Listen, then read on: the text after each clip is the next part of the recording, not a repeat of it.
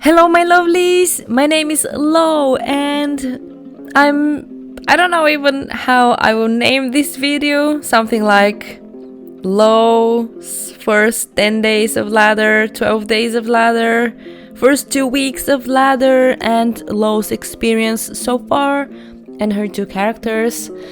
As a very busy mom and as being an autumn season, my kid has been a little bit sick, so I wasn't really consistent with the playing and I'm not consistent with the videos, so hopefully this will change. I can't promise though, because mom life, real life, and so on and so forth.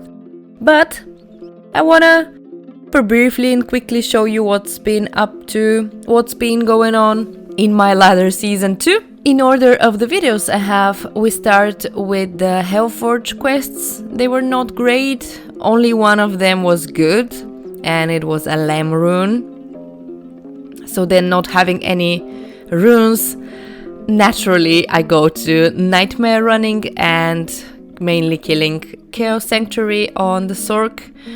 I tried some Bale, but in the beginning I was too weak. Also not having gear, I just made everything with perfect topaz, like a helm, and even in the beginning I got an armor. But then with the first lamb from the Hellforge, I got the rune word wealth,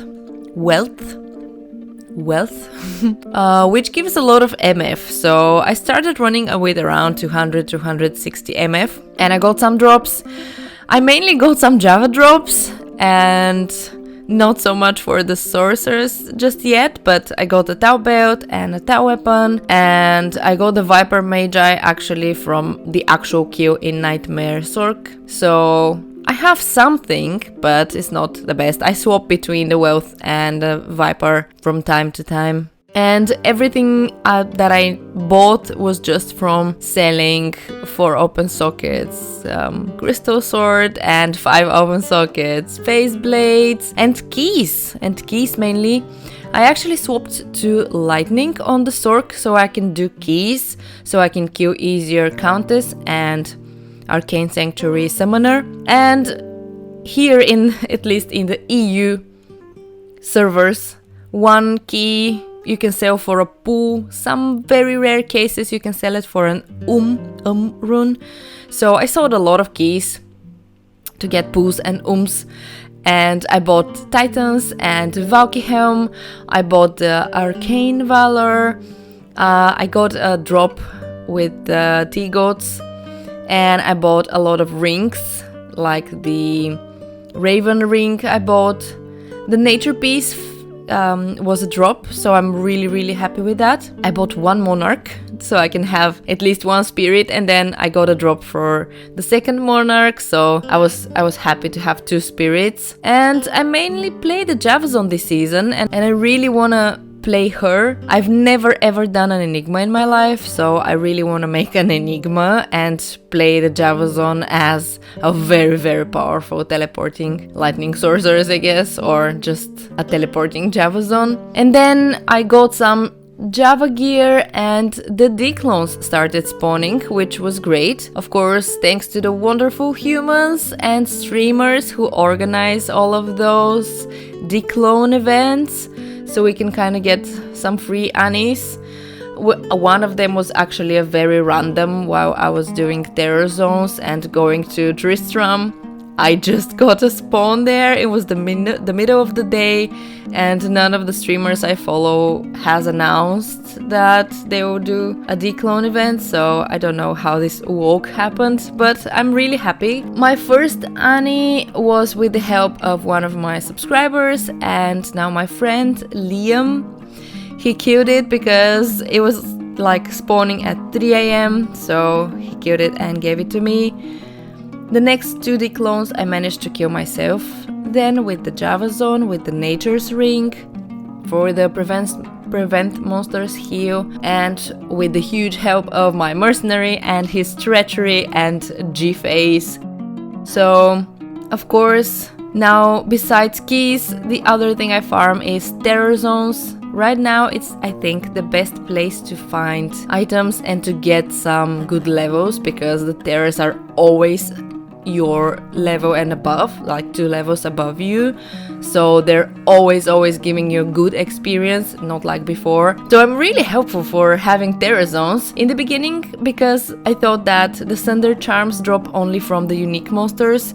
So I was aiming for the Terror Zones with the unique monsters in them, like Tristram for Griswold, and Stony for Rakanishu, and Arcane Sanctuary for Summoner, and so on. So I mainly farm those right now, and still I managed to get 2 Thunder Charms, 1 Fire and 1 Cold. I sold them to get my Lightning Thunder Charms, because both of my characters are Lightning.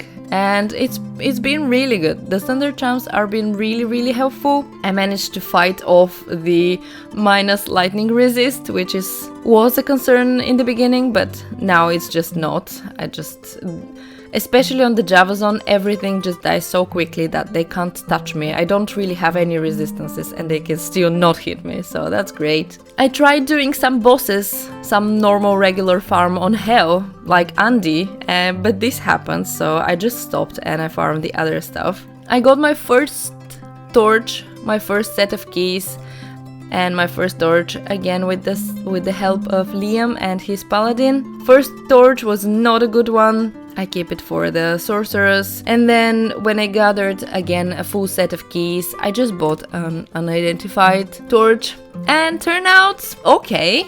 I mean, if it wasn't druid, but the stats are still very high, so I wear it on the Javazon. So now I have 3 Anis and 2 torches and 2 thunders for both of my characters, and it's time to make an enigma. It's time to farm some bursts and jars and make that enigma dream come true. And this is the wrap up of my 2-ish week start of the season. I don't know if I'm far or if I'm falling behind on the farm. Of course, there are other people that farm more, and of course there are just the lucky people who already have their rune drops. I really have not gotten any actual rune drops. Of course, the Countess dropped a Mao rune 2 times and keys, and that's all I had.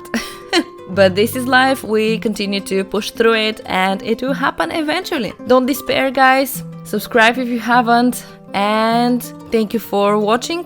Comment down below what was your first normal actual rune, say higher than Pu.